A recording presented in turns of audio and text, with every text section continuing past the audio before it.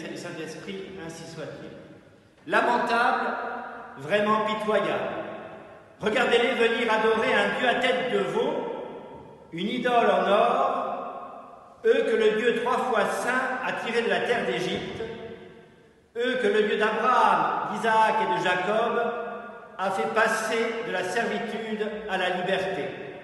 Ils oublient les bienfaits de celui qui est pour se tourner vers le néant. Lorsque nous lisons ces lignes, mes bien chers frères, ne sommes-nous pas pris d'une inspiration divine? N'avons-nous pas la tentation, nous aussi, de faire tomber le feu du ciel sur cette race à la nuque raide? Certainement, probablement, peut-être. Nous oublions simplement une chose, c'est qu'il s'agit de notre histoire. C'est nous que le bon Dieu a tirés de la servitude du péché. C'est nous qui avons traversé non pas les eaux de la mer Rouge, mais les eaux du baptême pour rentrer dans la terre promise qu'est l'Israël spirituel, qu'est la Sainte Église catholique. Combien de fois, depuis notre baptême, mes bien chers frères, n'avons-nous pas quitté ce Dieu si bon pour satisfaire nos passions? Et pourtant, nous n'avons pas parmi nous une colonne de nuée, simple signe de la présence divine. Nous avons Dieu avec nous, l'Emmanuel, et il veut rester présent jusqu'à la fin du monde, au milieu de nous. Eh bien, chers frères, nous sommes privés de Dieu.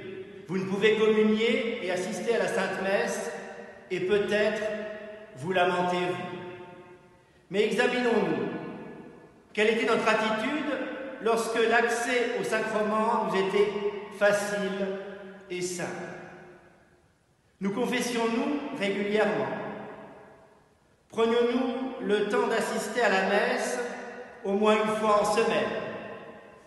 Faisions-nous l'effort de répondre à l'appel du Sacré-Cœur le premier vendredi du mois pour l'adoration réparatrice?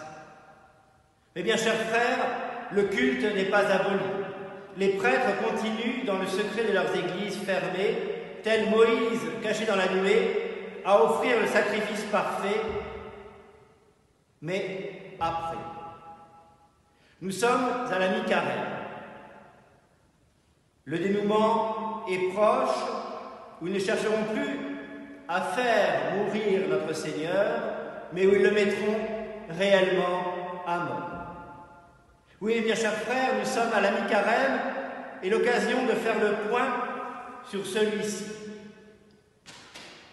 Certainement que nous sommes impatients que tout redevienne comme avant. Impatients qu'enfin notre vie reprenne son cours normal d'avant la maladie. Mais non, mes bien chers frères, demain, une jeune fille de 15 ans dira oui à l'ange. Demain, le ciel va rencontrer la terre. Demain, le Verbe incréé revêtira notre nature humaine. Demain aura lieu un miracle ontologique. Demain, verbo caro factum est. Demain, nous fêterons l'Annonciation. Demain, pour nous sauver, Jésus viendra sur terre. Jésus qui est plus qu'Emmanuel, qui est plus que Dieu parmi nous. Jésus qui est le Dieu sauveur. Alors non, qu'après ne soit plus comme avant. Demandons cette grâce à Notre-Dame qui a accepté le glaive de douleur. Demandons cette grâce que lorsque nous sortirons, nous prenions enfin au sérieux les trésors que Dieu nous donne.